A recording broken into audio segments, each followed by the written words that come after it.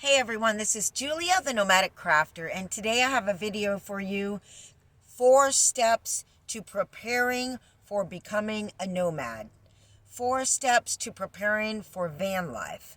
I'm like 5 years into van life, so I've been able to flesh out everything there is to really discover about how I want to live my van life and what things I need in the van and what's come up being the most important things. And I also, can share with you what I did to prepare for van life. It's a much less defined life. And so there are 4 things that you need to do that are really going to help you prepare for having a quality experience in your van life or just as a nomad in general. And I'm guessing that there are a lot of people out there that are going to be starting van life or nomadic life because they have got their eviction notices or because they're no longer going to be able to rent in the area they are. Maybe you're starting van life or you're starting a temporary van life in between 2 places. Time period where you're not having as much income, and so you're going to lower your biggest cost, which is rent, by living in a van for 6 months. Maybe you're going to move to a town where it's less expensive to live or there's more work. Or the restrictions are less. So for whatever reason, I'm sure that a lot more people right now are heading into this lifestyle. So let's get into the video. The first thing is your stuff. No matter how good you might think you do of getting rid of stuff and paring stuff down, you're still going to have too much stuff at the end of it. And the other thing is, and you're going to find yourself going through a paring down process for your first 6 months in the van. It's funny, on the Oregon Trail in American history, when people traveled west, they often really built up their wagons with lots and lots of stuff. And along the way, they would drop things off: the stove, the rocking chair, whatever things they found that they ultimately didn't need. It wasn't worth carrying it around. So it'll take some time to let go of more stuff. But in the beginning, like me, you will probably have more stuff than you are able to really function with or need. When when my other dog, Pie Dog, and I jumped into our G20 in July of 2016, I literally had it packed to this high. On either side, there was a trail in the middle and just an area to lay down and my dog to lay down. And that's how it started. And the reason that was, it wasn't that I didn't pare down, but I did have trouble paring down. But I had a vintage Barbie collection and some other things that I needed to sell that was going to be part of my income. And so my plan was to get a small storage unit to begin with, to allow me more time to pare that down. And that's what I did, and it worked out great. And then I had that income of those few extra things. But until it was about 3 or 4 days before we moved from one state to another and then got the little storage unit. So that's a really good idea for dealing with some of your stuff, is having a storage unit. The smallest storage unit you could find. The other thing is, we have a lot of attachment to our stuff, way more than we think we do, until we go through the process of trying to let it go. And there's a lot of information out there about how to go through a process of weeding through all your stuff and letting it go. One of the best tips I could give from my own experience, I'm like a major organizer and minimalist in a sense, though I am a crafter, so I always have a lot of craft supplies. But basically, here's my van, and it contains everything I own. Yeah, I still got to get the sewing machine and iron, and even have a big dog in here. Hi, Bambi. So this is our van, and I don't even have a build out, but basically, this is everything I own, plus a clothing business. For example, the bin on the left, the blue one is my personal stuff, my books, my, photographs, things I don't use on an everyday basis, but that are really important to me that I saved and didn't let go of. And then the bin on the right is all the handmade clothes, the purple one, the handmade clothes that I've made for my business. For example, the basket right there is all yarns. And then, so I basically have everything I own in here plus a business, and all the container, Bambi's food, there's an extra food container there. That's my crochet basket. And then obviously, whatever kind of bed you have, you're going to be able to use the underneath. And I just completely reorganized mine, so I'm so happy to put these bins under here. So I've got some fabric there for my clothing business.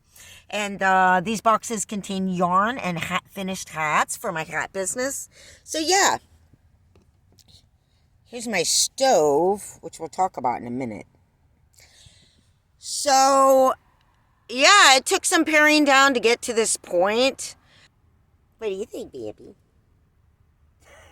So yeah, my biggest tip is that you're going to need to do it in stages.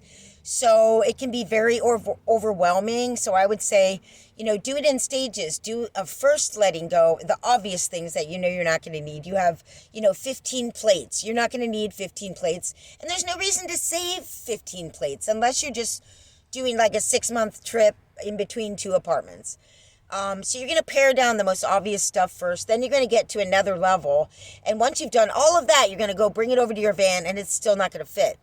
So you're probably going to have to do more.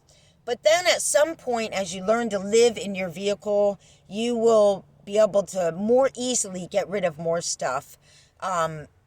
Because you'll just be so sick of having it in your way, basically. And I suggest with a small storage unit, if you can do that, that you then use that and go to the unit and do whatever needs to be finished there in terms of photographing stuff and listing it to sell, or just paring down stuff further. So, and get rid of that storage unit pretty quick. Let's see. Oh yeah, so there's this emotional attachment to stuff. It's gonna be hard. The storage unit will allow you to keep some of those things you're not sure about. And by living in your vehicle for a certain period of time, that's gonna allow you to process the idea of letting some of this stuff go. So that's my number one suggestion to preparing to live in a van or as a nomad, is this issue of dealing with stuff. It seems obvious, but it's a really big thing that holds a lot of people back from starting their van life because it's so overwhelming. Now, the second major issue to preparing to live in a van, I can tell you, is your own state of health. You're about to begin a journey in a completely different physical environment. The physical environment of a small space, particularly a van that doesn't have a high top, the coming in and out of this space on a regular basis and all of the bending over is really going to put your body through some strain that you might not otherwise be used to in your current situation. So it's really critical that you get as healthy physically as you can before you embark on a nomadic lifestyle.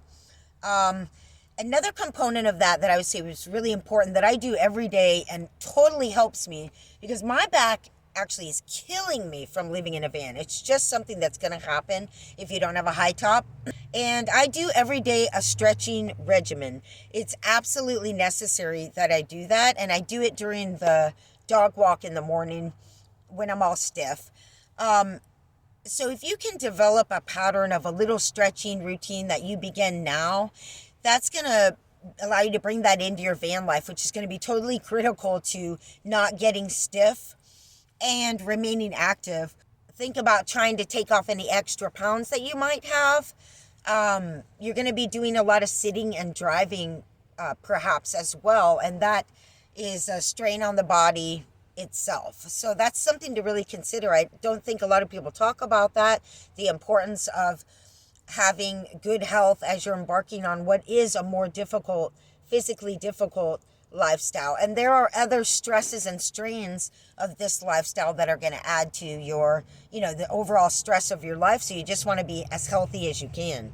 The other thing is that you're going to be moving from area to area, or even if you're just a city dweller in one area, you're going to be coming into contact with a lot of different sources or vectors for disease and germs that you wouldn't otherwise in your pattern of living at home and then driving to work and then being at work and then driving home and then whatever activities you're used to doing, your kids' baseball games, whatever.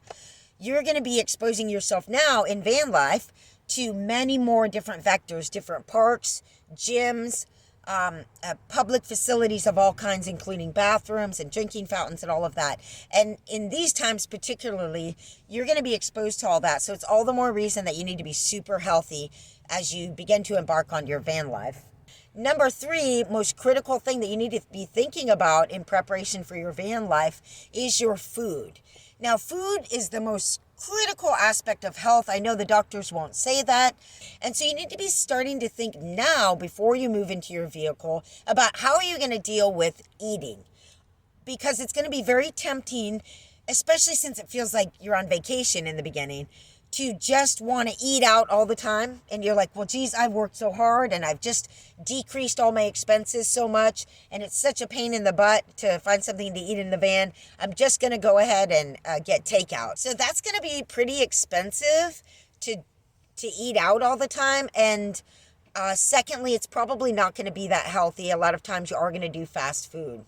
So that said, if you can think about how can I actually be able to make meals in my van, both cold meals and cooked meals. Furthermore, if you want to go out to BLM lands or be more isolated, you're going to need to be able to do that.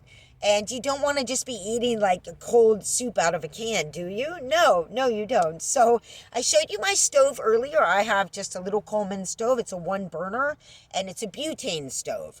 One of the things about the butane stoves is sometimes it can be hard to find the butane. So I always keep stocked up on that. But that little stove allows me to make so many really simple meals that just, save me buco in cash and allow me to really enjoy a healthy meal in my van. I do a lot of boiling water for both coffee, which saves me a buco bunch of cash, saves me a lot of money to make my own coffee.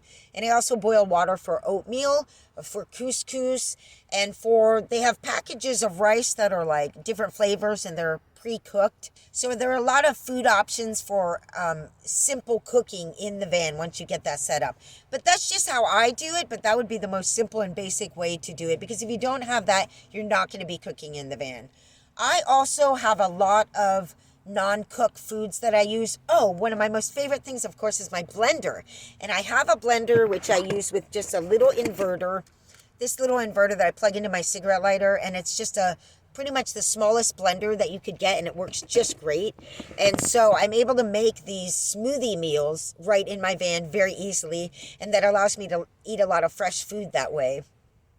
But I also eat a lot of like nuts and fruits and like whatever kind of granola bars, and you can eat whatever kind of food you perhaps some popcorn or something, but these are finger foods that you don't need to cook with. Another thing is just tortilla chips with whatever you want to put on it. You can come up with all different things for that. And of course there's salads and all kinds of things that you can just eat in a van. Bagels and cream cheese with toppings. I do a lot of that so I don't have to cook, especially in the summer. But it took me a while to get my food thing together. I try and remember, what was I doing in the beginning? How was I even eating? Because I wasn't running my stove. I had this tall cook stove, and I wasn't using it very often. I can't even remember what I was eating. So I've got that down now after 5 years, and I can tell you it's a great part of van life to be able to cook your own meal, and especially to make your own coffee. Now, the final and fourth point I wanted to bring up about preparing for living as a nomad is the idea of self-care and also cleaning yourself. In other words, how to take a shower. But it's broader than that. I think it's really important to have some practices in place for taking care of yourself in terms of your body before you move into a vehicle. Because what's going to happen is it's going to become much more difficult to keep clean.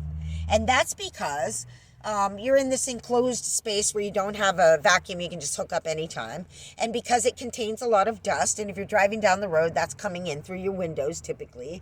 And because you're going to be doing hopefully a lot more outdoor activities, and that's just because of the dust, you're going to get dirtier that way. And if you have a dog like me, you're just going to be dirtier all the time, no matter what you do. I think it's really important to take that into consideration. When I first lived in the van, and for a while after that, I didn't realize how dirty I was getting, like more dirty than living in a house. So I didn't really have like a plan in place. And I didn't have a gym membership at first either. And I want to talk about that too. But it's just really important to sort of have some idea. Okay, I have all of these washcloths, and I'm going to have this spray bottle with vinegar in it or whatever kind of soap. And I have this bowl that I'm going to use, and I can use my stove to heat up water. And I'm going to be able to bathe up anytime, whether I go to a gym or not. And on that note, I'd say I would not depend on a gym. In these times, these gyms, mine closed and opened and closed. And obviously, you're not going to be able to depend on a gym in these times. But in any time, you're going to want to be able to probably clean up more often than you can get to the gym anyway. And what you'll find is, just like in the past, historically speaking, there are many ways to keep clean that don't involve using gallons and gallons of water poured over your head in order to get the dirt off. And that's what I've found with sponge bathing and whatnot. I am super clean and I'm a clean freak, but your cleaning yourself is within your own ability, within your vehicle. So you're not depending on outside sources for that. And through the self-care and being able to take care of yourself like this physically, it's really going to help you stay in a positive state of mind in van life, which will prove to be quite a challenge, even for the most prepared of us. So those are my 4 critical steps to preparing for moving into a van or just becoming a nomad in general. These things are even more important than the whole build out, which you're probably super focused on. I got to get the build out right. Well, the day-to-day life in a van, these things like cleaning and what are you going to eat and how much stuff do you have around and what are you really going to need, these are, super important on a day-to-day living basis for van life. So I hope you enjoyed this video. Just put in the comments below what you think of this and maybe what preparations you've done for preparing to be a nomad, or perhaps you didn't think of one of these in this same way. Let me know what you intend to do with all your stuff. Thank you so much for joining me. I hope you have a rest of... Thank you so much for joining me. I hope you have a rest of the day. I hope you have a beautiful rest of your day. Bye.